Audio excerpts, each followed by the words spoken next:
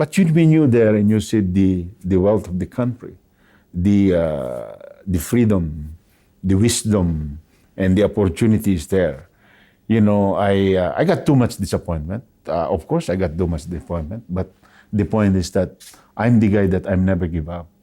I always fight. I always fight. Even I was as a student. I always lead San Sebastian College. Okay, we're gonna go and attend that rally because this is important for us. And I always speak out with the issue of. I always I don't know why. I'm always speaking for the poor. I am not envy or get jealous with the people that's been rich, because I always think when I was in the Philippines, someday I will be there. Yeah, I always think about it. That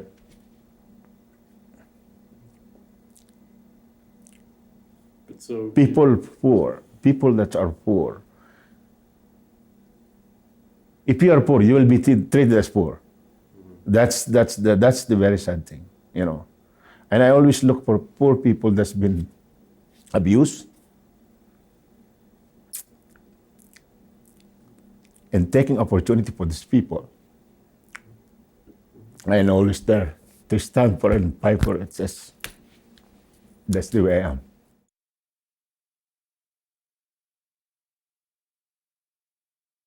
And now I am lucky. I've been a treasurer here for almost 12 years now. And with the job that we have done as a CUPE, we are one of the strongest CUPE. And then I was been nominated to the National Rainbow Committee for 5 years, represent the CUPE Local, Canadian Union of Public Employee in entire Alberta, to Ottawa. And I've done a tremendous work over there. And then school board, I done like good too. I was been on the campaign of PR campaign. The first time that the school board are not interested about harassment because that's their policy. But our local put that one for a committee and a letter of understanding that there is a presentation about harassment discrimination. The harassment discrimination was successful in the school board because they realize when we have a committee presentation, we have the lawyer, we have the research and everything that it works. Now, school boards are so successful that they participate.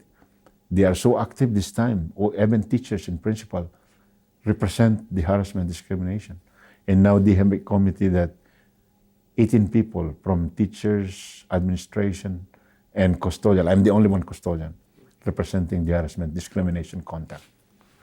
So I think that's interesting because there's a lot of perception in Canada that it's a more tolerant country, but I think there's sometimes that manifests itself as an unwillingness to accept that there are institutional discriminations and institutional racism, and I think that's something that probably is in a way it's harder to get at here because people don't think it's. Yeah. Is that something you find? That's right, yeah. But like me, like I said, I never give up. And I always fight for it, and I put lots of avenue. In Canada, if you are persistent, like if you are so interested about the thing that you have to do, you will get it. Like you say, you meet people, they know, they will teach you. They are honest, they say, oh, well, no, it's easy, I can help you. I can do like this to you. This is good for you, this is what you have to do. And by talking to people, you learn more and you get more stronger for your belief and what you are fighting for. What kinds of things are you specifically working on around the anti-discrimination work these days? I'm the district contact of the entire 7,000 members. It's just like we have unionized members of CUPE, 28,000 at the time, 28,000 CUPE members across the province.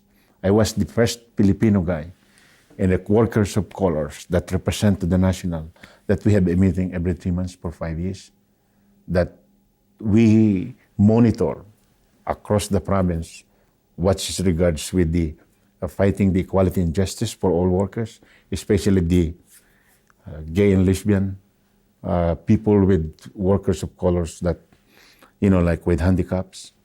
That's the one that we're fighting for.